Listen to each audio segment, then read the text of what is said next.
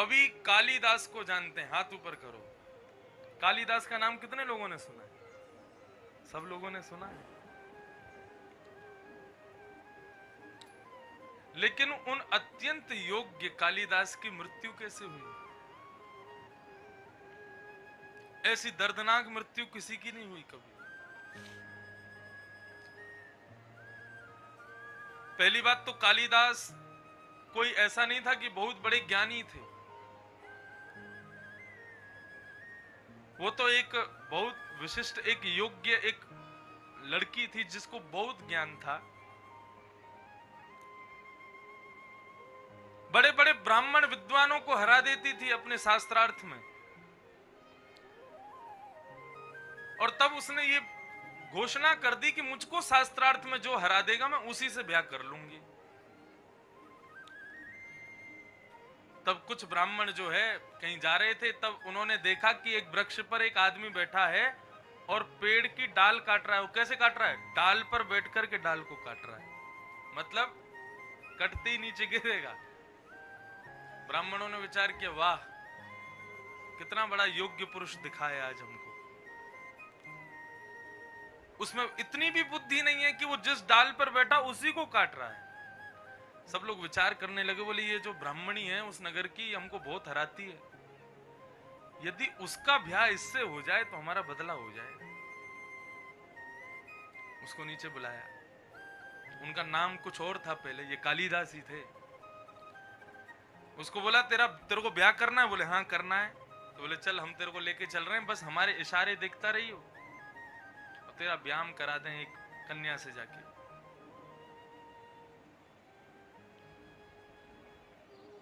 ब्राह्मणों ने पहले ही पत्र भिजवा दिया, बोले तुम तैयार हो जाओ, एक तुमको भी परास्त करने वाला बहुत बड़ा विद्वान आ रहा है तुम्हारे नगर में।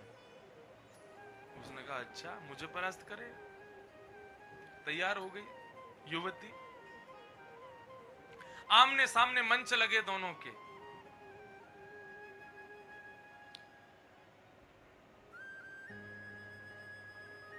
और मंच में जैसे ही बैठे हैं दोनों, तो बोले कि हमारे जो महाराज जी हैं, ब्राह्मण बोले सब कालिदास को देख के, बोले हमारे महाराज जी जो हैं वो निर्वाक रूप से शास्त्रार्थ करते हैं, मतलब बोलेंगे नहीं, बिना बोले इशारों से ही शास्त्रार्थ करेंगे। और बोले उनके शास्त्रार्थ का भावार्थ हम लोग करेंगे, वो जो भी आकृति बनाएंगे वो हम बता दिया करेंगे ये कह रहे हैं ये। ब्राह्मण बोले अच्छा तो ठीक है, ये अपने अंग प्रत्यंगियों से शास्त्रार्थ करें, मैं भी अपने अंगों से ही करूंगी, मैं भी बोलूंगी ही नहीं। वो ठीक है शुरू करो। तो उस ब्राह्मणी ने इशारा किया, एक उंगली दिखाई। अब जैसी उसने एक दिखाई तो अब ये था तो बुद्धिहीन तो था ही, तो पीछे से ब्राह्मण बोले एक उंगली दिखा रही है तुझको, तू दो दिखा। उसने कहा दो। अब जैसी दो दिखाए तो वो ब्राह्मणी बोली क्या कह रहे हैं ये? बोले तुमने क्या कहा? बोले मैंने तो कहा एको ब्रह्म द्वितीयो नास्ति, एक ही ब्रह्म है दूसरा नहीं है। तब ये क्या उत्तर दे रहे हैं? बोले ये कह रहे हैं कि भगवान दो ही हैं। बोले कौन? बोले ईश्वर सर्वभूतानां हृदय सेर्जुन तिष्ठति, एक तो बनाने वाले एक बनने वाले, दो ईश्वर हैं। ताली बजाने लगे ब्राह्मण, बोले जीत गया जीत गया, हमारा जीत गया। उसने तीन उंगली दिखाई। अब जैसे ही उसने तीन उंगली दिखाई तो जो सामने ब्राह्मण खड़ा था उसने चार दिखाई।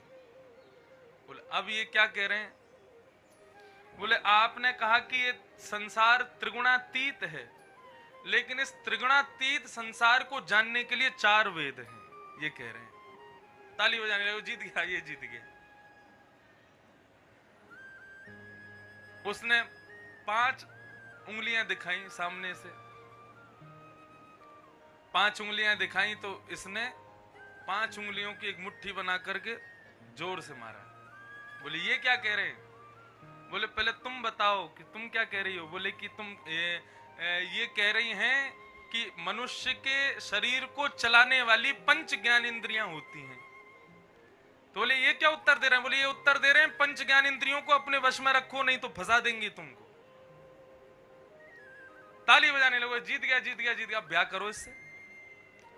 ब्राह्मणी बोली अब तो करना पड़ेगा, और उसने चरणों में प्रणाम करते हुए माला पहनाई और उसके साथ में ब्याह कर लिया। ब्याह हो गया। अब ब्याह के बाद में कालिदास जी के साथ में अभी भी नाम उनका कालिदास नहीं पड़ा। घर पर आ गए, एक साथ दोनों रहने लगे। सब लोग इधर देखो, वंदे मातरम चल रहा है वहां पे।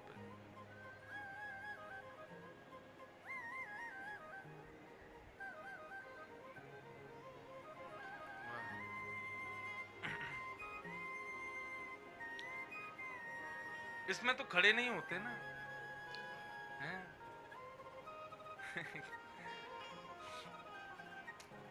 तो कालिदास से ब्याह हो गया उसका ब्राह्मणी का। अब ब्राह्मणी घर ले आई कालिदास को, अब अपने घर पे रहने लगी। बोली मेरा इतना बड़े विद्वान के साथ ब्याह हुआ, बताओ बिना बोले मुझे शास्त्रार्थ में हरा दिया। छत पे दोनों घूमने के लिए जाने लगे, तो जैसे ही वो युवती छत की ओर बढ़ने लगी तो पीछे से कालिदास को थोड़ी जल्दी हुई, तो उन्होंने संस्कृत का एक शब्द बोला, सर्प सर्प सर्प। सर्प मतलब जल्दी करो जल्दी करो जल्दी करो। लेकिन कोई योग्य संस्कृत का विद्वान सर्प शब्द का प्रयोग नहीं करता। वो समझ गए, बोले कि इसके स्पष्टीकरण से भी पता चल रहा है कि ये संस्कृत का योग्य तो है नहीं, ब्राह्मणों ने मुझे फंसा दिया। और एक दो वार्तालाप उन दोनों के बीच में हुई तो वो समझ गए, ओ हो ये तो किसी मुझसे बदला लेने के लिए इन लोगों ने मूर्ख से ब्याह करा दिया मेरा। तो उस युवती ने ऊपर छत से धक्का दे दिया कालिदास को। अब वो जैसे ही नीचे गिरे तो नीचे था काली मैया का मंदिर, और काली मैया के मंदिर के सामने कालिदास गिरे और उनकी जीभ का अग्रभाग उनके दोनों दांतों के बीच में कट गया, और वो कट करके काली के चरणों में गिर गया। काली मैया प्रकट हो गई, और प्रकट होकर के उन्होंने हाथ फेरा, संपूर्ण ज्ञान कालिदास को हो गया। तब उनका नाम पड़ा कालिदास। और इतने विद्वान इतने विद्वान इतने विद्वान हो गए कि उनको ऐसा बोध कि किसी किताब को देख लें, बस किताब एक बार देखने की आवश्यकता पूरी कंठस्थ हो जाती थी। इतना बोध उनको हो गया काली मैया की कृपा से। बड़ी बड़ी टीकाएं, बड़ी बड़ी किताबें लिखी उन्होंने, लेकिन अंत बहुत खराब हुआ है कालिदास का।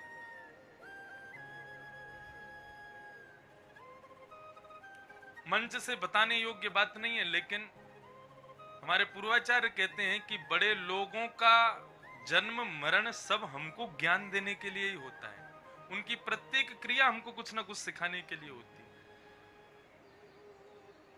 कालिदास ने काली मैया के उपासक थे, तो उनके स्वरूप का वर्णन करते हुए एक उन्होंने रचना की। अब उस रचना में जैसे कि श्रीमद् भागवत में कृष्ण के स्वरूप का वर्णन है, वरहा पीडम नटवर वपुः कर्णयो कर्णकारम वंशी विभूषित करा नवरी निधाबात पीतांबरा दरुण बिंब फला धरोष्ठात अस्ति स्वस्तरुणी करा, ये सब स्वरूप के वर्णन हैं भागवत में। ऐसे ही उन्होंने अपनी उपास्या काली के स्वरूप का वर्णन किया। सब लोग सावधानी से सुनिए। और स्वरूप का वर्णन करते करते उन्होंने कानों का वर्णन किया, आंख का वर्णन किया, नाक का, जिह्वा का, होठ का, कानों के कुंडलों का, गले का, वक्षस्थल का, सबका वर्णन करते करते करते करते उनसे बहुत बड़ी भूल हो गई। उन्होंने अपनी उपास्या काली के जंघा के एक तिल का वर्णन कर दिया, और जिस वर्णन को पढ़ने वाले सुनने वाले लोगों को बहुत खराब लगा। कटी भाग का वर्णन कर दिया। अब काली तो बेचारी वो तो प्रसन्नी थी, उनके भक्त हैं, लेकिन लोगों के मन में बहुत गलत भावना उत्पन्न हो गई। बोले कि एक माँ का ऐसे स्वरूप का वर्णन इनको नहीं करना चाहिए। और पूरा संसार उनसे ऐसा रुष्ट हुआ कि फिर ना चाहते हुए भी सबकी रुष्टता के कारण, विद्वानों की रुष्टता के कारण कालिदास को कोढ़ हो गया पूरे शरीर में। माँ के पास जाकर के खूब क्षमा याचना भी की। काली माता बोली अब बेटा जो हुआ सो हुआ, अब तुम ये इसको कोई बदल नहीं सकता, अपराध तो तुमसे हुआ है। वहां पर ये बात वर्णन करते हैं कालिदास की, ये विश्वास कर लीजिए, ये लिख लीजिएगा अपनी डायरी में, नोटबुक में, अपने जीवन चरित्र में, आप कितने भी बड़े बन जाओ, अपराध आपसे उतने ही बड़े बनेंगे बड़े होने के बाद। इसलिए जब आप बड़े बन जाओ तो बहुत संभाल करके रहिएगा खुद को, क्योंकि फिर आपका छोटा अपराध भी छोटा नहीं रहेगा, बहुत बड़ा बनेगा वो। और कालिदास का अपराध इतना बढ़ता चला गया कि जिस राजा के यहां पर काली रहते थे कालिदास, और राजा उनका शिष्य चेला, उस राजा ने भी उनको अपने देश से निकाल दिया, जाओ हमारा देश छोड़ दो। कालिदास दूसरे देश में जाकर के रहने लगे। अब रचनाएं करनी बंद कर दी उन्होंने। बहुत वर्ष बीत गए, कालिदास लौट के नहीं आए। तो एक दिन जिस राजा के यहाँ कालिदास रहते थे, उस राजा के मन में बड़ी व्याकुलता हुई, अपने गुरु का स्मरण हुआ और बोले, गुरु के इतने से अपराध के कारण मैंने उनको देश से निकाल दिया, मैं अपने गुरु को वापस बुलाना चाहता हूं। खूब खोजा, खूब ढूंढा, लेकिन कालिदास नहीं मिले। तब राजा ने क्या किया, मुझे श्लोक स्मरण में नहीं है, उन्होंने एक श्लोक लिखा, और एक पूरा श्लोक नहीं, आधा श्लोक लिखा और नीचे लिख दिया, जो भी इस श्लोक को पूर्ण करेगा उसको राजा अपनी तरफ से एक उपहार देंगे। उसको, राजा को पता था ये कालिदास के अलावा इसको कोई पूरा नहीं कर सकता। श्लोक क्या था? श्लोक ये था,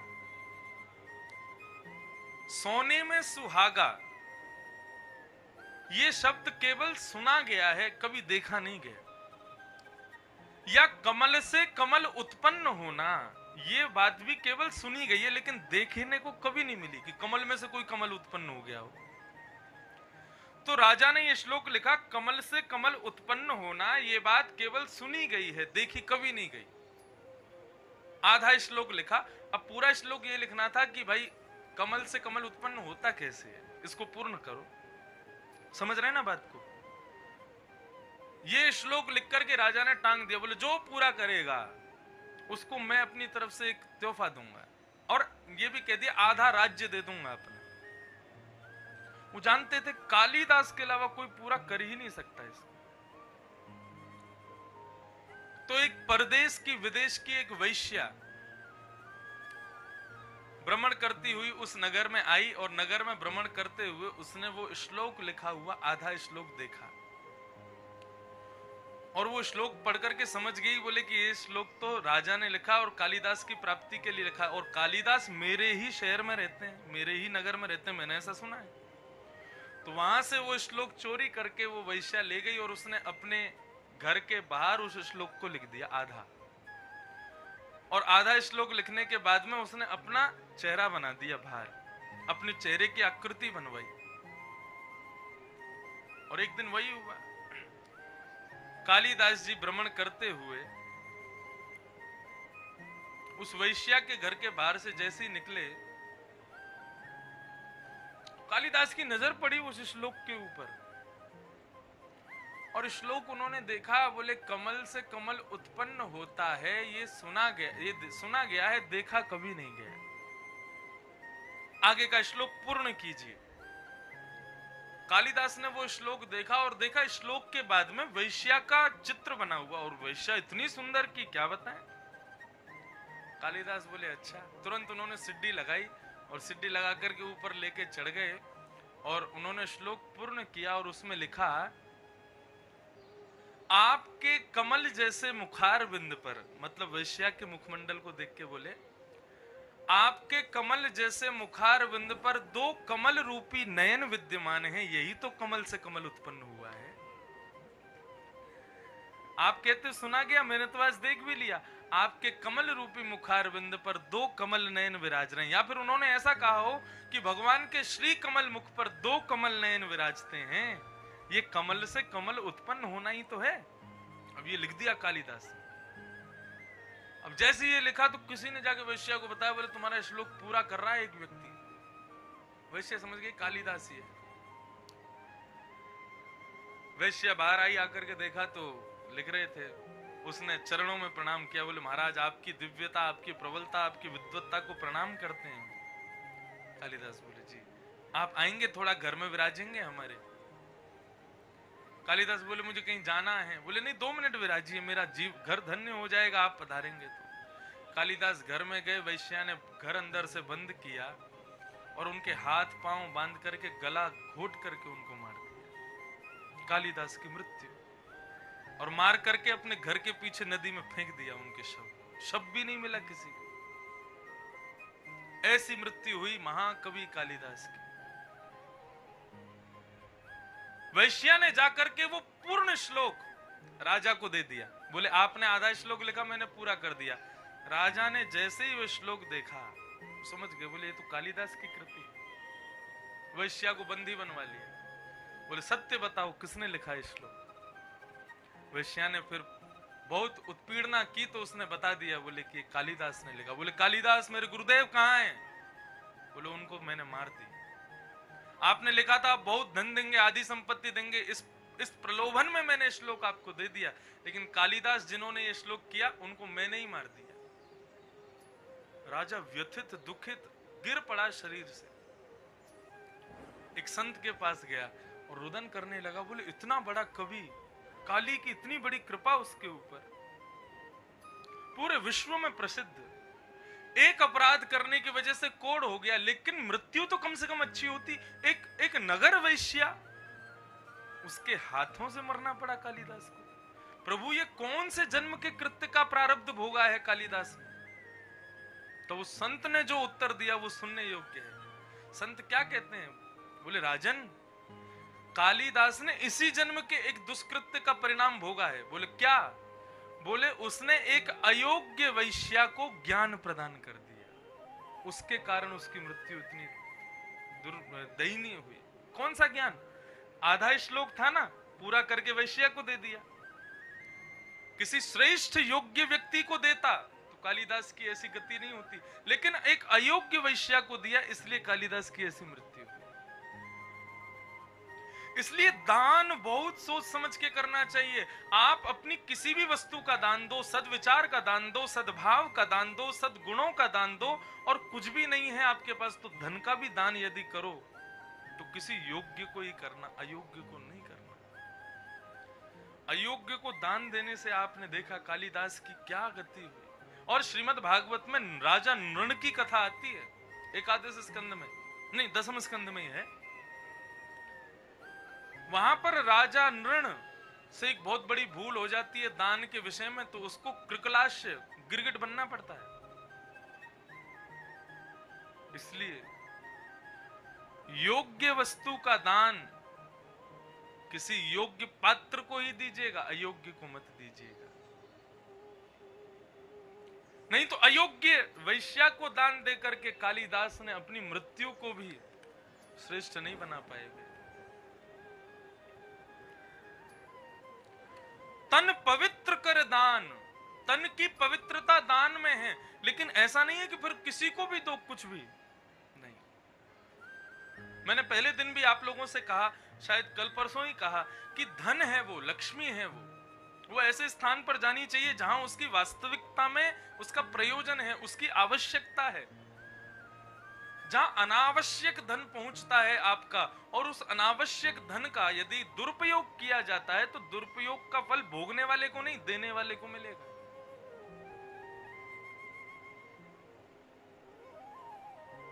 और ऐसा भी वर्णन है, कोई बहुत ज्यादा जरूरतमंद है और उसको आप उसकी योग्यता के अनुसार नहीं देते हो।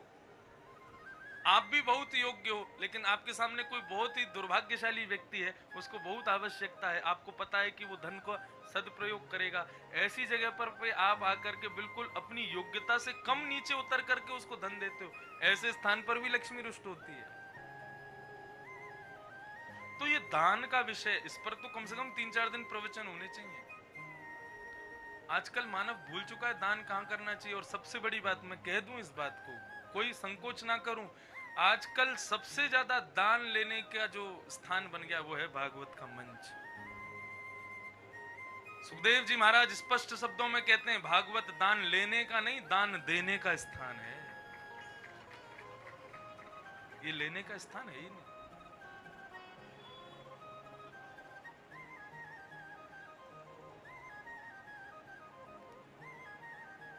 सुखदेव जी ने परीक्षित से कभी भी नहीं कहा होगा तुम मेरा तिलक करो, मुझे इतना दो, मुझे ये दो, मुझे वो करो, ये करो। अपनी योग्यता से बिना किसी को बताए आप जो करो वो उचित है। लेकिन भागवत के मंच का प्रयोग जहां दान के लिए होता है, देख करके बहुत कष्ट होता है हृदय को।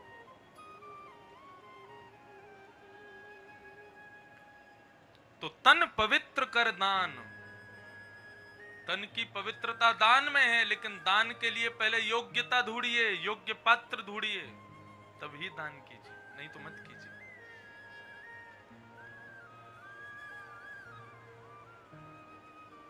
मन पवित्र हरि भजन सो, मन की पवित्रता किसमें है? भगवान के भजन में, भगवान के कीर्तन में, भगवान की कथा में। अति सुख कहां मिलता है मनुष्य को? अति शांति कहां मिलती है? कथा में मिलती है। भगवान गीता जी में एक बात कहते हैं कि मानव को सुख की इच्छा नहीं है,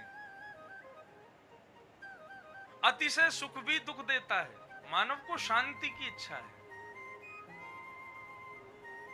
और आप सबसे ज्यादा शांत यदि कहीं रह रहे हैं तो वो कथा में आके ही रह रहे हैं, बिल्कुल नहीं बोलते, बिल्कुल शांत बैठे हैं, बैठ करके श्रवण कर रहे हैं। इस शांति से ही आपको सुख आनंद की अनुभूति होती है। तो मन की पवित्रता किसमें? मन को शांति किसमें? मन की सहजता किसमें? मन पवित्र हरि भजन सो, हरि के भजन में मन की पवित्रता। होत त्रिविध कल्याण, ये 3 प्रकार का कल्याण हमारे शास्त्रों में बताया गया। तो नंद बाबा के यहां पर भगवान श्री कृष्ण का प्रादुर्भाव हुआ है। ठाकुर जी धीरे धीरे 7 दिन के हो गए। आज जैसे 7 दिन के हुए तो यहां महाराज कंस ने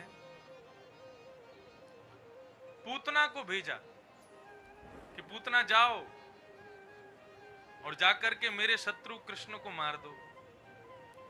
पूतना ने अपना रूप बदला, अपने पयोधर में उसने विष का लेपन किया और 1 महीने के भीतर भीतर जितने भी बालकों ने जन्म लिया सबके घर जाती है, सबको घर जाकर के अपना विषपान कराती है, स्तनपान कराती है और सबको मार देती है। बंधुओं, आज कुछ नई बात बताएंगे आपको पूतना के सुंदर प्रसंग में, सावधानी से सुनिएगा।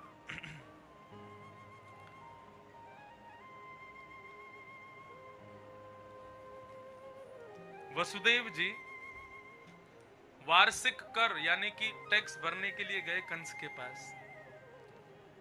तब नंद बाबा को वसुदेव जी ने ये ज्ञात करा दिया, बोले कि आपका ज्यादा देर यहाँ रहना उचित नहीं, आप वापस जाइए, हमें भय लग रहा है कहीं कंस कुछ गलत ना कर दे, क्योंकि ये राक्षसों को भेज रहा है बालकों को मारने के लिए। आपके घर में भी अभी अभी बालक भयो है और वो बालक भी हमारो ही है, तो आप उसका ख्याल रखें। नंद बाबा वापस लौट आए। इतने में ही पूरे विश्व में भ्रमण करती हुई, ब्रजमंडल में भ्रमण करती हुई, बालकों को मारती हुई, लक्ष्मी स्वरूप धारण करके पूतना का आगमन हुआ ब्रज में।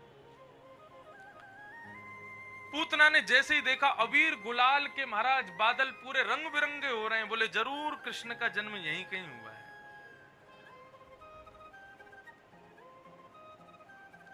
जैसे ही आई है तो श्रीमद् भागवत में वर्णन लिखा है कि पूतना के स्वरूप को देख करके सब लोग उसके स्वरूप पर मोहित हो गए। जितने भी ग्वाल बाल, जितने भी ब्रजवासी वहां नंद घर आनंद भयो, जय कन्हैया लाल की, हाथी दीने घोड़ा दीने और दीने पालती। 6 महीने तक ठाकुर जी का जन्मोत्सव मनता रहा था ब्रज में।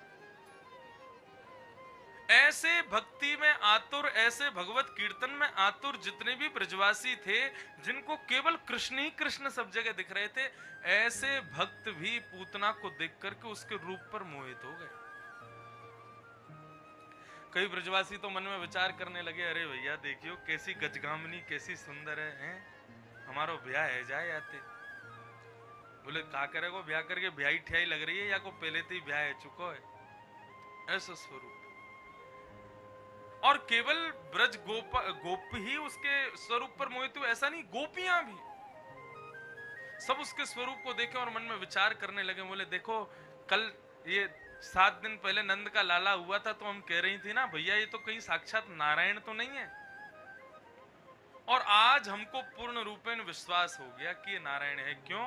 क्योंकि आज उस नारायण का दर्शन करने लक्ष्मी आई है। ऐसी सुंदर बन के पूतना आई थी।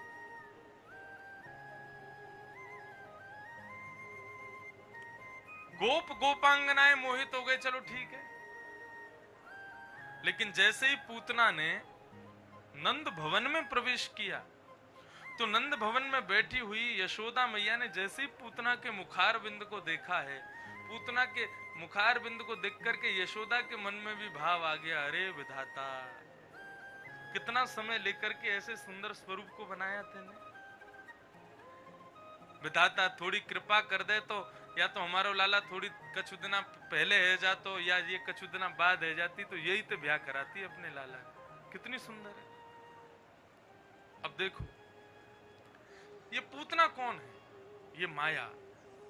इस संसार की जितनी भी मायाएं, माया किसको कहते हैं? जिसमें हमारा मन अचानक से आ जाए उसी को माया कहते हैं। अब भले ही वो सौंदर्य हो, भले ही वो कुछ खाने की वस्तु हो, भले ही वो कुछ ऐशो आराम की गाड़ी हो, घर हो, फ्लैट हो, कुछ भी हो, जिस पर सहज भाव ही हमारा मन पहली दृष्टि देखते ही आ जाए उसी को माया कहते हैं।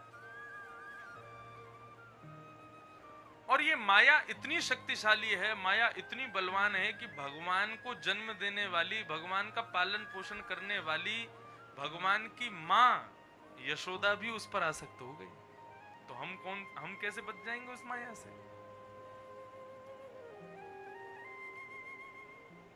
बहुत सावधानी से सुनिए, ये एक भक्त के लिए बहुत श्रेष्ठ बात है पूतना का चरित्र। माया कितने भी रूप धारण करके आ सकती है आपको मोहित करने के लिए। तो यहाँ पर परीक्षित जी से सुखदेव जी कह रहे हैं, जब भगवान को जन्म देने वाली मां माया पे मोहित हो सकती है तो हम नहीं होंगे? हम भी हो सकते हैं। इसलिए परीक्षित माया के जाल से बचने के लिए बहुत प्रयत्न करने पड़ते हैं। पूतना पर भगवान की मां मोहित हो गई यशोदा जी, और यशोदा जी मोहित हो गई, उसको देख के बोली, अरे बहना कहां से आई हो? बोले मैं मिश्राणी हूँ, मिश्रा जी तो दर्शन कर गए, मैंने सोची कि मैं क्यों पीछे रहूं, तो मैं भी लाला को आशीर्वाद देवे आई हूँ। आओ आओ, हाँ हाँ तुम्हारो ही तो लाला है, तुम्हारी कोई छोटी छोरी है कि ना है? बोले ना अभी तो ना है। बोले जब है जाए तो हमको जरूर बताएंगे, वो भी तुम्हारे समान सुंदर होगी तो देखेंगे, लाला को ब्याह करा देंगे। मैया बोली, या की छोरी से ब्याह करा रहे हो? ठाकुर जी मनी मन सोचने लगे, या की छोरी से हमारो ब्याह कराओगी? मारे ब्याह ही हमें ये ऐसी सासू मां हमको ना चाहिए, जो आदर सत्कार भी ना करे हमारो। इतने में कुछ गोपियां आ गई, आकर के बोली, यशोदा जी आप बाहर चलो, कुछ लोग मिलने आए। तो मैया कहने लगी, कैसे छोड़ के जाऊं लाला को? पूतना बोली, हमें दे दो, हम लाला को संभाल लेंगे। और पूतना की गोद में देख करके मैया चली गई। अब देखो, पूतना को देखते ही जिस पर सब मोहित हो रहे थे उस पर ईश्वर मोहित नहीं, तुरंत अपने नेत्र बंद कर लिए। ठाकुर जी ने अपना हाथ रख लिया अपनी आंखों पर। क्यों हाथ रख लिया? बहुत सुंदर बात। इसके कई भाव बताए गए, लेकिन एक भाव ये बताया कि भगवान की चक्षु जो हैं दोनों, इनमें सूर्य और चंद्र का निवास है। इसीलिए कहते हैं कि भगवत दृष्टि जिस पर पड़ जाए, भगवान देख भर लें, उनके देख भरने मात्र से मुक्ति निश्चित है, वैकुंठ निश्चित है। उनकी दृष्टि पड़ जाए बस हम पर। सूर्य और चंद्र ये विचार करने लगे, बोले देखो भगवान तो इसको कौन सी गति देंगे? इसको वो गति देंगे जो मां यशोदा को कभी मिलेगी आगे चल के, लेकिन हम ऐसा कदापि होने नहीं देंगे। तो मानो सूर्य चंद्र ने विचार कर लिया कि हम ऐसा होने नहीं देंगे, इसकी मुक्ति होने नहीं देंगे। तो सूर्य चंद्र के भाव से दोनों ने ही अपनी आंखों पर हाथ रख लिया। और देखो इनमें जो सूर्य है ना, ये कौन है? ये ठाकुर जी के ससुर जी हैं भगवान के। क्यों? सूर्य की पुत्री यमुना, और यमुना भगवान की पत्नी है। तो सूर्य भगवान के ससुर जी हैं कि नहीं? तो सूर्य ने मन में विचार किया, बोले हमारे जामाता को मारने आई है ये, हमारे दामाद को मारने आई है ये, बोले हमारी बेटी के सुहाग का हरण करने आई है ये, ऐसी को तो मारेंगे तो सही भगवान, लेकिन उसको देख करके इसका कल्याण नहीं होने देंगे। मैंने एक दिन कथा में कल या परसों ही शायद ये प्रसंग सुनाया होगा कि वो राम सीता जी का दुराग्रह करने वाला वो व्यक्ति, उसको वैकुंठ ने भी प्रवेश नहीं दिया। बंधुओं, भगवान हम पर कृपा कर दें तो ही वैकुंठ मिलेगा। यदि हमसे इतना भी अपराध हो गया तो ये सब देवी देवता खड़े रहते हैं वैकुंठ के बाहर, उस अपराध के कारण वैकुंठ में प्रवेश नहीं करने देते। वैकुंठ ऐसे थोड़ी प्रवेश करा देगा। तो पूतना का उद्धार तो ठाकुर जी करेंगे, लेकिन हम इसको देखने नहीं देंगे। यदि ठाकुर जी ने अपने नेत्रों से देख लिया तो इसको वैकुंठ मिलेगा, हम इसको वैकुंठ जाने नहीं देंगे। इसलिए ठाकुर जी के दोनों नेत्रों ने अपने आप को बंद कर लिया। एक भाव ऐसा बताया जाता है कि नेत्रों की भी प्रजाति होती है। नजर से नजर ने मुलाकात कर ली, रहे दोनों खामोश और बात कर ली। कई जगह देखने को मिलता है, आंखें आंख में ही बात हो जाती हैं। तो नेत्रों की भी प्रजातियां होती हैं।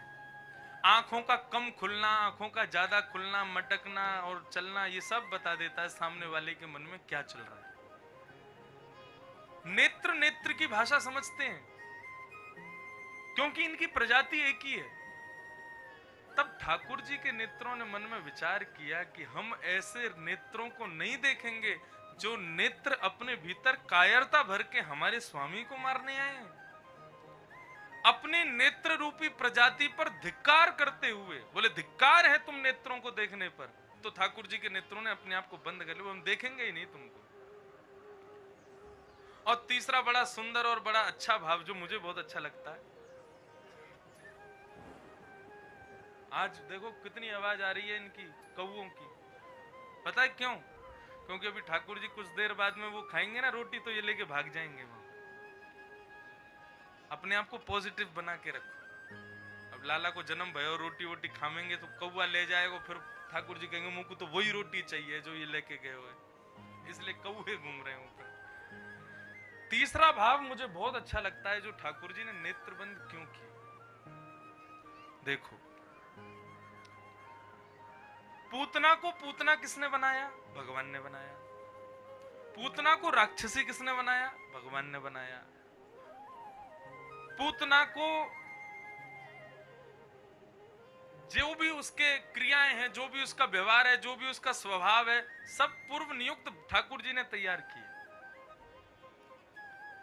भगवान मन में विचार कर रहे हैं कि तुझे राक्षसी मैंने बनाया, तुझे राक्षस कुल में जन्म मैंने दिया, तेरा निर्माण मैंने किया, और आज जब मेरे सामने आई है तो तू उस रूप में नहीं आई जिस रूप में मैंने तुझे बनाया, तू रूप बदल के आई है। सावधान तय श्रृणु, बहुत सावधानी से सुनिएगा। हमको किसने बनाया? भगवान ने बनाया। हमें स्वरूप, हमें कुल, खानदान, प्रजाति, जो कुछ भी सब भगवान ने नियुक्त करके हमको भेजा। तो भगवान क्या कहते हैं? तुम्हारा जो भी स्वरूप है, तुम्हारे जो भी गुण हैं, तुम्हारा जो भी पदवी है, वो संसार के लिए रखो, लेकिन जब मेरे सामने आओ तो जैसा मैंने तुमको सृष्टि में भेजा, सृष्टि में जब हम आए तब हम कैसे थे? मदालसा कहती है, शुद्धोषि मुक्तोषि निरंजनोषि संसार मायाम परिवर्जितोषि संसार मायाम परित्यज्य निद्रा मदालसा वाच्य उवाक्य बालम। मदालसा क्या कह रही है? बोले एक छोटा सा बालक अत्यंत शुद्ध होता है, दूषित नहीं होता है, मुक्त होता है, वो किसी बंधन में नहीं है। उसको माँ गोद में ले ले, पिता गोद में ले ले, कोई बाहर का गोद में ले ले, कोई भी गोद में ले ले, वो कहीं रोएगा नहीं, सबके पास चला जाता है, मुक्त है, किसी में बंधा हुआ नहीं। निरंजनोसी, निरंजन है वो। उसको कोई माला पहना दे तो उसको खुशी नहीं होगी, और कोई उसको पैदा होती गाली देने लग जाए तो उसको दुख भी नहीं होगा। संसार मायाम परिवर्जितोसी, जन्म लेते ही ऑटो में लेकर के घर जाओगे तो उसको दुख नहीं होगा, और मर्सिडीज में लेके जाओगे तो उसको खुशी भी नहीं होगी। वो संसार की माया से परे है। जन्म लेते ही झोंपड़पट्टी में आया है, इसको देख करके भी उसको कोई दुख नहीं होगा, और बहुत बड़े महल में आया है, उसको देख करके भी रोना बंद नहीं करेगा। वो संसार की माया से परे है। एक छोटा सा बालक, उसके अंदर किसी भी, वो सबसे अत्यंत शुद्ध होता है। श्री शंकराचार्य भगवान कहते हैं कि बालक को जन्म लेते ही माता पिता को क्या करना चाहिए? बोले उसके चरणों को सिर से लगाना चाहिए। क्यों? बोले वो भगवान के पास से आया है, और 9 महीना इतनी भयंकर तपस्या अपनी माँ के गर्भ में करके आया है, ऐसे बालक के तो चरण छूने चाहिए। जब तक वो तुमको पहचान नहीं जाता, तब तक उस बालक को ही कृष्ण स्वरूप मान के उसका वंदन करते रहो। उस क्रिया से भी बालक में बहुत गुण आएंगे, ऐसा शंकराचार्य भगवान कहीं वर्णन करते हैं। बालक अत्यंत शुद्ध होता है। भगवान कहते हैं जिस प्रकार वो छोटा सा बालक होता है, वैसे बनकर के मेरे सामने आया करो। शुद्ध, मुक्त, निरंजन, संसार की माया का कोई अपने अंदर कोई गुमान नहीं। तुम जैसे हो वैसे मेरे पास आओ। मैं वक्ता हूं, आप सब लोग मेरे को प्रणाम करते हो, माला पहनाते हो, और ना मना करने के बाद भी पैर छू ही लेते हो। लेकिन इन सब चीजों में छूट आपके लिए है, आप कर सकते हो। आप मुझे प्रणाम करो, माला पहनाओ, लेकिन मैं घर बैठी अपनी माँ जिन्होंने मुझे जन्म दिया उनसे कहूं चलो मेरे पांव छुओ, माला पहनाओ, मुझे देख के हाथ जोड़ा करो, प्रणाम किया करो, उस माँ को उससे ज्यादा कष्ट कभी नहीं होगा। अरे तू ब्यास होगा दुनिया के लिए, मेरे लिए थोड़े ही। मेरे लिए तो सदैव पुत्र ही रहेगा। और मैं खूब स्वच्छंद भाव से अपनी कथाओं में कहता हूं, हमारी कथा सब समझ लेते हैं, हमारी माता को कभी समझ नहीं आती। क्यों? क्योंकि जब तक श्रद्धावान लभते ज्ञानम, जब तक सुनाने वाले के प्रति श्रद्धा नहीं होगी, उसके प्रति आश्रय का भाव नहीं आएगा, उसके प्रति जब तक झुकोगे नहीं, तब तक उसकी बात समझ नहीं आएगी। और मां पुत्र के प्रति कभी ऐसी नहीं हो सकती। वो कथा में यही देखती रहेंगी, तेरे बाल ऐसे आ रहे थे, चोटी खुल रही थी, कपड़े ऐसे पहने थे, ऐसे बैठा था, और माला यूं डाल दी थी, और तेरी आवाज कभी तेज आ रही थी, कम आ रही थी, और आज तेरे गाल मोटे लग रहे थे। वो ये गुण, मैं माँ कहा क्या वो सुना कि नहीं? वो मुंह को पल्ले ना पड़े, वो सुन ही नहीं सकती। क्यों?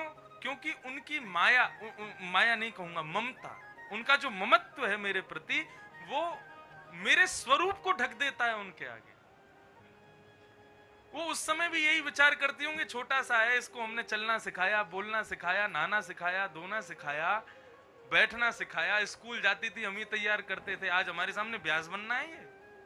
उनको यही भाव आता हो। लेकिन यदि मैं व्यास का अभिमान, व्यास का गुण, व्यास का स्वरूप अपनी माँ के सामने धारण करके जाऊं, और वहां पर भी कहूं कि मुझे प्रणाम करो, मुझे सम्मान करो, मुझे माला पहनाओ, मेरी माँ को बहुत कष्ट हो। ठीक उसी प्रकार ईश्वर त्वमेव माता च पिता त्वमेव, वो माँ भी है, वो पिता भी है। तो तुम सिद्धिविनायक मंदिर जाते हो और उस समय ये विचार कर रहे हो, मैंने टॉमी हिलफिगर की टी शर्ट पहनी है, और मैंने उस कंपनी की जीन्स पहनी है, मैंने ये महंगा वाला डिओड्रेंट लगाया है, बहुत महंगी गाड़ी में आया हूँ चल के, बहुत करोड़पति हूँ, अरे मुझे कोई स्पर्श नहीं करे, मेरे से आगे 2 लोग चलो, सिक्योरिटी गार्ड बन के रहो, ये वो, ये सब करके सिद्धिविनायक के सामने जाओगे, माफ करना, आप सिद्धिविनायक को देख लेना, लेकिन आपको देखते ही सिद्धिविनायक ऐसे ही आंखों पे हाथ रखेंगे जैसे पूतना को देख के ठाकुर जी ने आंख बंद की। श्री पंडरीनाथ भगवान का दर्शन करने के लिए जाओगे, गुमान लेकर के जाओगे, मैं व्यास हूं, मैं वक्ता हूं, प्रवक्ता हूं, हजारों लोगों को कथा सुनाता हूं, यदि इस भाव से पंडरीनाथ भगवान का दर्शन करूंगा, माफ कीजिए, पंडरीनाथ भगवान मुझे देखते भी, उनके सामने होते हुए भी वो अपनी नजर फेर लेंगे। मैं बार बार अपनी कथा में कहता हूं, मंदिर में दर्शन करने वाले 1000 लोग सामने खड़े हैं, सब भगवान को देख रहे हैं, सब भगवान को देखें, इसमें उनकी योग्यता नहीं, उन हजारों में भगवान किसको देख रहे हैं वो योग्य है। पूतना आज इतनी सुंदर बन के आई कि उसके रूप पर सब मोहित हो गए, लेकिन भगवान मोहित नहीं हुए। क्यों? क्योंकि तू अपने यथार्थ रूप में नहीं आई, तू रूप बदल करके आई, अपने अपने अपने रूप को छुपा करके मेरे सामने आई है। तुम जैसे हो वैसे मेरे सामने आ जाओ, मैं स्वीकार करूंगा, मैं अंगीकार करूंगा, मुझसे क्या छुपाना। अष्टावक्र, उसका शरीर 8 जगह से टेढ़ा था, लेकिन बहुत विद्वान था। जब वो चलता था तो उसके पांव ऐसे चलते थे जैसे मानो एक स्प्रिंग उछल रही हो, और उसको देख के सब हंसते थे। लेकिन एक बार एक राजा की सभा में गया तो वहां बैठे सब लोग उसको देख के हंस गए, उसकी चलने की आकृति को देख के। बहुत विद्वान था। तो राजा के सिंहासन पर बैठ करके उसने देखा सब हंस रहे हैं, तुरंत मुस्कुराया और उठ करके वहां से चले गए अष्टावक्र जी। राजा चरणों में बोले, महाराज आप तो महात्मा हैं, आप तो संत हैं, आप तो संसार की माया से परे रहते हैं, आपको सुख दुख नहीं लगना चाहिए। इनकी हंसी से आपको अवहेलना क्यों महसूस हुई? आपको अपना अपमान क्यों महसूस हुआ? बोले, मेरा अपमान करते तो मुझे बुरा नहीं लगता, ये लोग मेरी आकृति पर हंस करके मुझे बनाने वाले का अपमान कर रहे हैं, मैं इसलिए यहां से उठ के जा रहा हूं। मेरा स्वरूप है ऐसा, मेरा रूप है ऐसा, इसमें मेरी कोई गलती नहीं है। मेरे ठाकुर ने तुम सबको एक जैसा बनाया, लेकिन मुझे कुछ विशेष बनाया, इसका मतलब मुझे बनाने में समय दिया उन्होंने।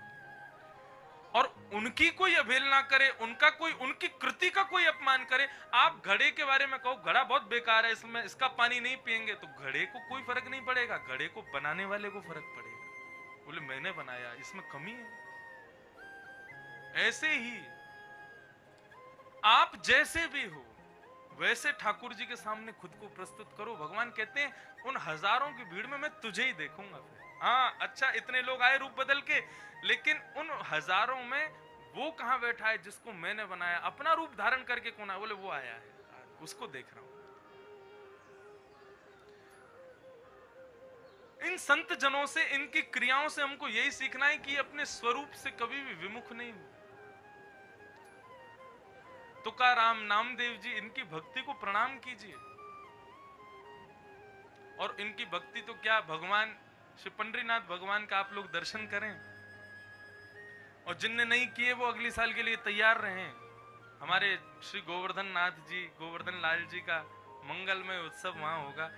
और आज हमको सब भक्ति पथ परिवार, महाराष्ट्र के सभी जितने भी उसके पथिक हैं, हमारे यहाँ कोई मेंबर नहीं है, कोई भी सदस्य नहीं है, कोई भी उसका सेक्रेटरी या कोई भी, हमने पहले ही मना कर दिया, भक्ति पथ परिवार में सब पथिक हैं, उस पथ पर चलने वाले। जो भी इस परिवार से जुड़ेगा वो कोई सदस्य नहीं, कोई मेंबर नहीं, कोई सेक्रेटरी नहीं, कोई कुछ नहीं, कोई अधिकारी नहीं, कोई सचिव नहीं। इसमें सचिव अधिकारी जितनी भी बड़ी उपमाएं हैं, ये सब आपके महाराष्ट्र के जितने भी देव हैं, गणेश जी हो गए, पंडरीनाथ भगवान हो गए, मुंबा देवी हो गए, इनको सेक्रेटरी बनाओ, इन्हीं को अधिकारी बनाओ, इन्हीं को ये बनाओ। तुम कौन हो? बोले, हम तो पथिक हैं, हम उस पथ पर चलने वाले। अपने ऊपर जिम्मेदारी लेके काय को टेंशन पालो, उन पे छोड़ो, बोले तुम ही संभालो इसको। तो आज सब लोग आए, बोले कि महाराज जी श्री गिरधर लाल जी कब पधारेंगे कथा में। तो इच्छा तो मेरी भी हो रही, आम है, उनके योग्य व्यवस्था होनी चाहिए।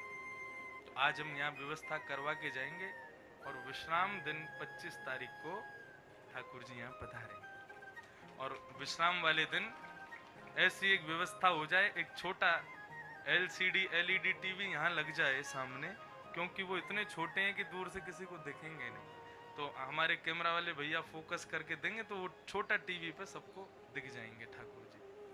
तो थोड़ा बड़ा साइज का हो जाए तो उस पे ठाकुर जी का दर्शन, बाकी सब व्यवस्था मैं आज करवा ही दूंगा यहाँ पर।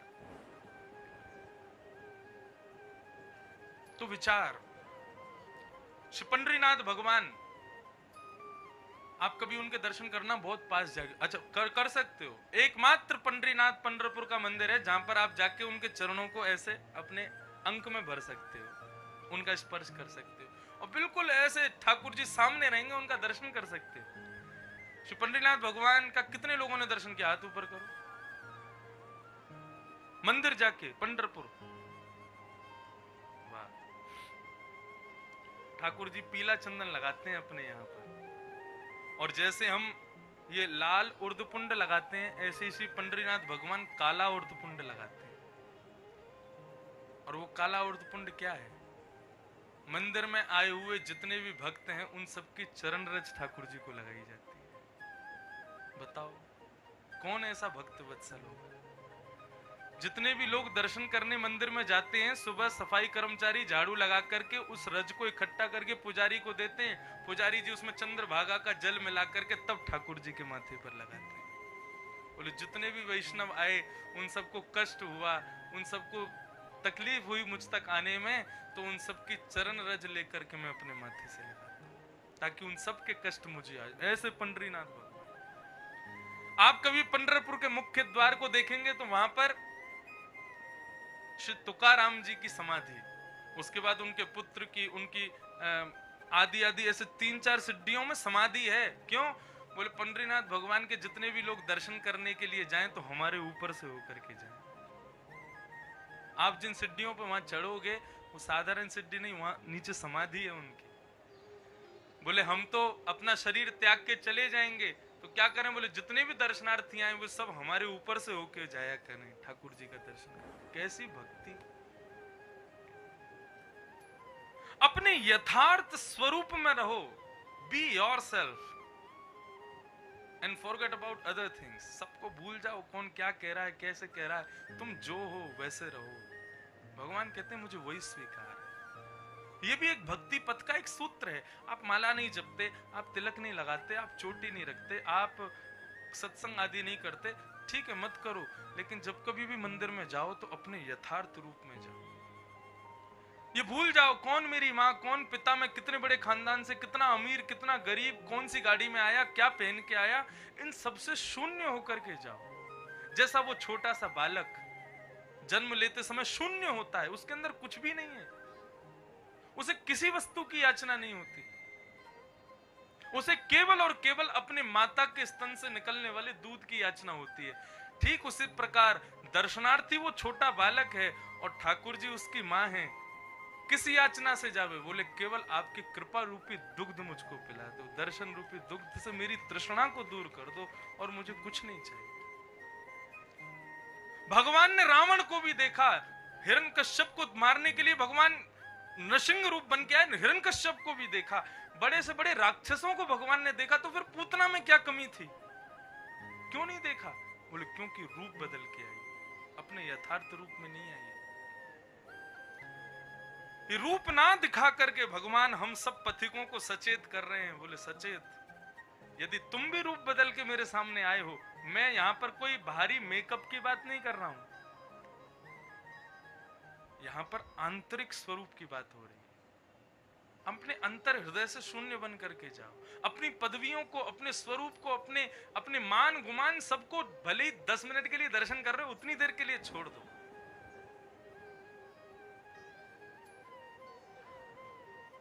और उस समय आपको 1-2 बार दर्शन करने जाओगे ना तो फिर मुझे याद करोगे। फिर बोले कि अब ऐसा नहीं लगता कि हम उनको देख रहे हैं, अब ऐसा लगता है वो हमको देख रहे हैं। शून्यता।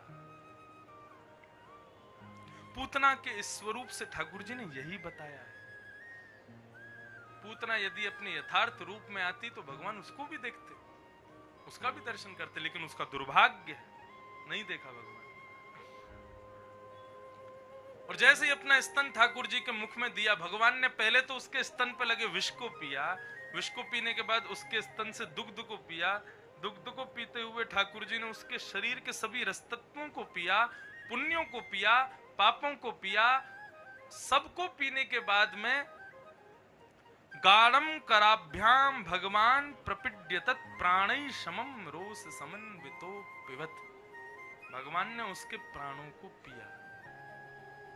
सावधानी रखिएगा, बिल्कुल इधर सावधानी से सुनो। प्राणों को पिया मतलब पूतना के प्राण इतने अच्छे हैं जो भगवान उसको पी रहे हैं, अपने अंदर धारण कर रहे हैं। तो श्रीनाथ जी के परम उपासक श्री वल्लभाचार्य जी महाराज अपनी सुबोधनी टीका में इसका वर्णन करते हैं कि भगवान ने प्राणों को क्यों पिया। सावधानी से सुनिएगा। श्री वल्लभाचार्य जी महाराज वर्णन करते हैं कि ठाकुर जी ने पूतना के प्राणों को क्यों पिया।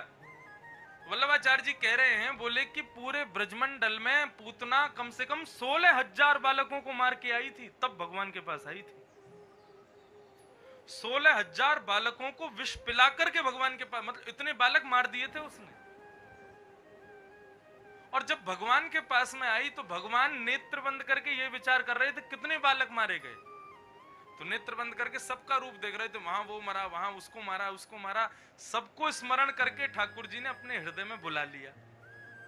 और अपने हृदय में उन सबकी दिव्य चेतना, किनकी, जो बालक मारे पूतना ने, उन सबकी दिव्य चेतनाओं को अपने हृदय में धारण करके, और ठाकुर जी ने जैसे ही विष को पिया, दुग्ध को पिया, रस तत्वों को पिया, पूतना के प्राणों को पी करके उन दिव्य चेतनाओं को प्राण प्रदान कर दिए कि तुम लोग जाओ और जाकर के पुनः जीवित हो जाओ। नहीं तो महाराज कृष्ण जन्मोत्सव 6 महीने नहीं 7 ही दिन तो हुए भी, पूरे ब्रजमंडल में मातम मन रहा होता, इतने बच्चे मर गए। ठाकुर जी ने पूतना के स्तन से प्राणों को, प्राण ही समम रोष समन्वितो पिबत, पूतना के प्राणों को पी करके उन बालकों का स्मरण करके उनकी दिव्य चेतनाओं को प्राण वापस लौटाए। जाओ, अरे मेरा जन्म हुआ है, कोई नहीं मरेगा इस संसार में। ये श्री वल्लभाचार्य जी महाराज कहते हैं अपनी सुबोधनी। इतना सुंदर भाव लगा, जब पहली बार पढ़ा तो पढ़ करके रोए खड़े हो गए। वाह, ठाकुर जी का ये भाव कितना सुंदर है। श्री वल्लभाचार्य जी महाराज वर्णन कर रहे हैं। प्राणों को पिया, जैसे ही प्राणों को पीना शुरू किया, अब तो पूतना जिस प्राण की वजह से रूप धारण करके आई, जब वही प्राण निकलने लगे तो धीरे धीरे धीरे धीरे राक्षसी के रूप में परिणत होने लगी। बड़े बड़े दांत पूतना के निकलने लगे, रूप बदलने लगा। राक्षसी रूप में जैसे ही परिणत हुई है, जैसे ही राक्षसी बनी, तब भगवान ने अपनी दोनों आंखों से हाथ हटाया, तब पूतना को देखा। बोला अब बनी ना, जैसी मैंने बनाई थी वैसे बन के आई है। तब उसके प्राणों को पी करके ठाकुर जी ने उसका गोविंदाय नमो नमः। बोलो भक्त वत्सल भगवान की जय। राक्षसों को मार देना ये तो सबको पता है, लेकिन उन मारने में जो क्रियाएं ठाकुर जी की हैं, ये सुनने योग्य होती है। माफ कीजिएगा, तब तो एक पूतना, एक अघासुर, बकासुर, एक कंस, एक रावण था। आज बुरा नहीं मानिएगा, हर प्राणी के अंदर पूतना, अघासुर, बकासुर, रावण, कंस सब विराज रहे। जब किसी और के बालक को बढ़ता देख हमारे भीतर ईर्ष्या आ जाए तो समझ लेना पूतना आ गई है भीतर। जब किसी की वृद्धि देख करके खुद को भीतर से आपको ऐसा ग्लानि हो कि ये कैसे कर रहा है ये, तो समझ लेना कंस आ गया भीतर। किसी की गृहिणी, किसी के ब्याह शादी को बहुत उच्च लेवल पर देख करके आपको उसके प्रति ईर्ष्या हो तो समझ लेना अब तुम ही रावण हो, उसकी पत्नी को कुदृष्टि से देख रहे हो। पहले तो एक ही रावण, एक ही कंस था, तो मारने के लिए एक कृष्ण एक राम आ गए। आज हर घर में रावण, हर घर में कृष्ण, कंस है, कितने भगवान आएंगे? ये प्रश्न हमसे किया था। मेरी दिल्ली में कथा चल रही थी तो एक न्यूज रिपोर्टर आया, उसने हमसे प्रश्न किया कि भगवान राम कृष्ण रावण और उनको मारने आए। मैंने कि खैर आए तो नहीं थे उनको मारने, लेकिन चलो तुम्हारी योग्यता, तुम जो पूछो। बोले उनको मारने के लिए आए। आजकल इतने सारे राक्षस हो गए हैं, आप लोग देख रहे हो, छोटे छोटे बालकों को नहीं छोड़ रहे दरिंदे। इन राक्षसों को मारने के लिए भगवान कब आएंगे? तब सहज भाव से एक उत्तर निकला।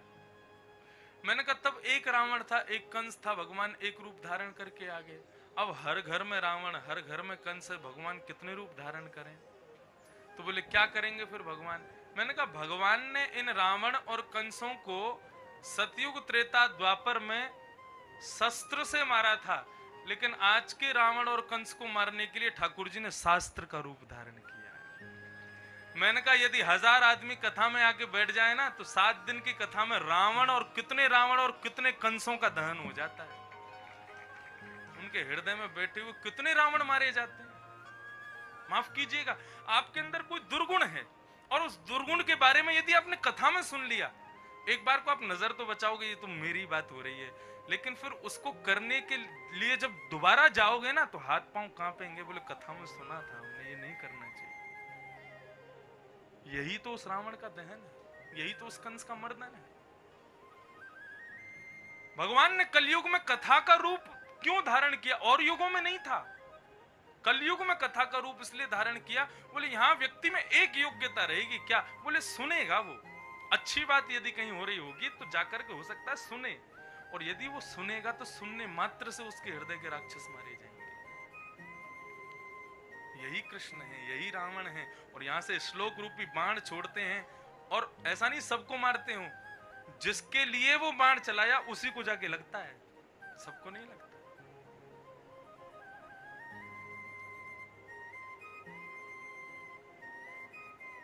हमारे पूज्य पिताजी महाराज के गुरुदेव अनंत श्री विभूषित भागवत के सचल विग्रह श्री रामानुज प्रपन्नाचार्य गुरुदेव, वे सिवान के थे, बिहार के। बाल अवस्था में परिवार छोड़ दिया उन्होंने और ब्रजमंडल में आकर के, और श्रीमद् भागवत के आजकल जो आप लोग गीता प्रेस में जो हिंदी अनुवाद पढ़ते हैं, तो भागवत का हिंदी अनुवाद मुख्य रूप से सबसे बढ़िया किया श्री अखंडानंद जी महाराज। वे हमारे दादा गुरुदेव लगते हैं, पर दादा गुरुदेव हमारे पिताजी, हमारे गुरुदेव पिताजी के गुरुदेव श्री रामानुजाचार्य जी, रामानुजाचार्य जी के गुरुदेव श्री अखंडानंद जी महाराज। तो इस पर हम अखंडानंद जी महाराज की एक प्रकार से देखा जाए उसी परंपरा में वक्ता है। तो वे अपनी एक भागवत की टीका में लिखते हैं, बहुत अच्छी बात, परीक्षित को जब ब्रह्मास्त्र से मारने का प्रयास किया, किसने? अश्वत्थामा ने। जब परीक्षित अपनी माता के गर्भ में था, तब उस परीक्षित को मारने के लिए अश्वत्थामा ने ब्रह्मास्त्र चलाया, और उस ब्रह्मास्त्र से रक्षा करने के लिए भगवान सशस्त्र उसकी मां के गर्भ में प्रकट हो गए, और अपने शस्त्र को घुमा करके ठाकुर जी ने उसकी रक्षा की। समझ में आई बात? ब्रह्मास्त्र छोड़ा था अश्वत्थामा ने, तब ब्रह्मास्त्र से रक्षा करने के लिए ठाकुर जी गदा लेके पहुंच गए, और गर्भ में जाकर के अपनी गदा को परीक्षित के चारों ओर घुमा करके ठाकुर जी ने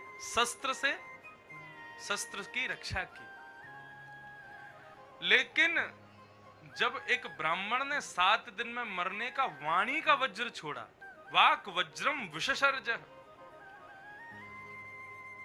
एक ने तो बाण छोड़ा था, तब ठाकुर जी ने शस्त्र से रक्षा की। लेकिन अब ब्राह्मण ने 7 दिन में मरने का श्राप वाणी से वज्र जब छोड़ा, तब ठाकुर जी बोले यहां मेरा शस्त्र भी काम नहीं आएगा।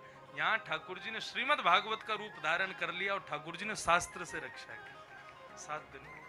बहुत अच्छी बात गुरुदेव कहते हैं अपनी टीका में, बोले जब शस्त्र से मारा जा रहा था तब शस्त्र से रक्षा की, लेकिन जब किसी ने वाणी से मारा है तब हमने शास्त्र से रक्षा की। आजकल आदमी शस्त्र से नहीं मारते एक दूसरे को, वाणी से ही मारते हैं। बंबई में कितने घरों में पिस्तौल मिल जाएगी, किसी के पास भी नहीं। कितने घरों में तलवार आपको मिल जाएगी, कोई नहीं रखता आजकल। लेकिन आदमी फिर भी दुखी, बोले उसने मेरे को ऐसा कह दिया, उसने मेरे बारे में ऐसा बोल दिया, उसका ये हो गया, और वहां ये बात चल रही थी, मेरे को ऐसा बोल दिया, मुझे तेज आवाज में बोल के गया, मेरे को। केवल वाणी मात्र से हम लोग दुखी हैं। तो ऐसे घनघोर कलिकाल में जहां आदमी को शास्त्र तो बहुत दूर की बात, वाणी से ही आदमी मर रहे हैं, ऐसे स्थान पर ठाकुर जी ने वाणी का ही रूप धारण किया, बोले इसी से बचाऊंगा सब। वांगमय विग्रह भगवान का। पूतना को भगवान ने उसका उद्धार कर दिया, और कौन सी गति प्रदान की कि अहो वकीयम स्तन कालकूटम जिघांक्षया पाययदप्य साध्वी लेभे गतिं धातृचितान्ततुन्यं कं वा दयालुं शरणं व्रजे। बहुत सुंदर बात। पूतना मार दिया भगवान ने पूतना को, अब पूतना कहां जा रही है? वैकुंठ। वैकुंठ ने फिर से अपने द्वार बंद कर दिए, बोले हमारे भगवान को मारने की चेष्टा रखने वाली तुझको कभी अंदर एंट्री नहीं मिलेगी। इतने भगवान प्रकट हो गए। बोले तुम लोगों ने पहले भी ऐसा किया था, एक को आने नहीं दिया मैंने, उसको दूसरा वैकुंठ दे दिया। अंतिम बार बोल रहा हूं, या तो इसको अंदर ले लो, नहीं तो इसको भी दूसरा वैकुंठ दे दूंगा। तब जय विजय दोनों पार्षद ठाकुर जी के चरणों में बैठ गए। बोले हमें एक बात बताओ, ऐसे राक्षसों से ही भरते जाओगे वैकुंठ को, तो फिर वैष्णवों के लिए जगह कहां बचेगी? भगवान बोले तुम तो ऐसे कह रहे हो जैसे वैकुंठ छोटा सा है, खूब बड़ा है। बोले प्रभु ऐसा क्या है पूतना में जो आप इसके लिए लड़ रहे हो कि इसको वैकुंठ भेजो? तब यहां पर क्या बहुत सुंदर बात कही है, पूतना का गुण क्या है? गुण सुनो पूतना के। पूतना लोक बालघ्नी राक्षसी रुधिरासना जिघांक्षयापि हरये स्तनम दत्वा सद्गतिम। बोले अजामिल को आपने क्यों वैकुंठ भेज दिया? क्योंकि उसके पुत्र का नाम अच्छा था, नारायण उसके पुत्र का नाम। पूतना को क्यों भेज रहे? उसका तो नाम भी अच्छा नहीं है। पूत में यानी कि पवित्र, ना माने जो नहीं है, ये पूतना का अर्थ होता है, जो पवित्र नहीं है। दूसरी बात, बोले भाई किसी का नाम अच्छा ना हो लेकिन कर्म अच्छे हों, और प्रजाति अच्छी ना हो लेकिन कर्म अच्छे हो, तो उसको वैकुंठ भेजता। आपने प्रहलाद को भेजा, प्रहलाद की जाति अच्छी नहीं थी, परिवार अच्छा नहीं था, फिर भी प्रहलाद आपका भक्त था, उसका कर्म अच्छा था, इसलिए आपने भेज दिया। इसका तो कर्म भी अच्छा नहीं है। लोक बालघ्नी क्या कर्म करती? बोले छोटे छोटे बालकों को मारती है। ऐसा भी नहीं बड़ों को मारे, छोटे छोटे नवजात शिशुओं को मारती है, फिर भी आप इसको वैकुंठ भेज रहे हो। तीसरी बात, राक्षसी, ऐसा भी नहीं है कोई भक्त परिवार में हो गई हो, ठीक है, फिर बाद में राक्षसी। आपने रावण को भेज दिया, क्यों? पुलस्त ऋषि के खानदान में जन्म हुआ था, और कुछ भी हो ब्राह्मण तो था ही वो। ये तो राक्षसी है। अहो बकी बकासुर की बहन है, इसको क्यों भेज रहे हो? अच्छा ठीक है, कर्म भी अच्छे नहीं, जाति भी अच्छी नहीं, नाम भी अच्छा नहीं, सब कुछ बेकार। भोजन सात्विक करती हो इसलिए भेज रहे हो, भोजन भी अच्छा नहीं करती। क्या करती है? बोले रुधिरासना, छोटे छोटे बालकों का गरम गरम खून पीती है, ये इसका भोजन है। जिघांक्षयापि हरये, आप इस पूतना को क्यों भेजना चाह रहे हो? हमें बस इतना बता दो, आप इस बात से रीच करके इसको अंदर भेज रहे हो, हम तुरंत द्वार खोल देंगे। भगवान बोले, मुस्कुरा गए, बोले बता दें? बोले बताओ। बोले स्तनम दत्वा सद्गतिम। बोले लोग मारने के अलग अलग तरीके अपनाते हैं, लेकिन इसने वो तरीका अपनाया कि जिससे मेरे मन में एक बार को ये भाव आ गया कि कहीं ये मेरी माँ तो नहीं है, क्योंकि इसने मुझे अपना स्तन पिलाया। तो मेरे हृदय में ये भावना आ गई कहीं मेरी माँ तो नहीं। अब मेरे हृदय में भावना आ गई है, तो इसके स्तन पिलाने के इस व्यवहार से मैं बहुत प्रसन्न हूं, इसलिए इसको अंदर भेजो। तब जय विजय ने द्वार खोले और पूतना को रास्ता मिला। न जाने कौन से गुण पर दया निधि रीझ जाती।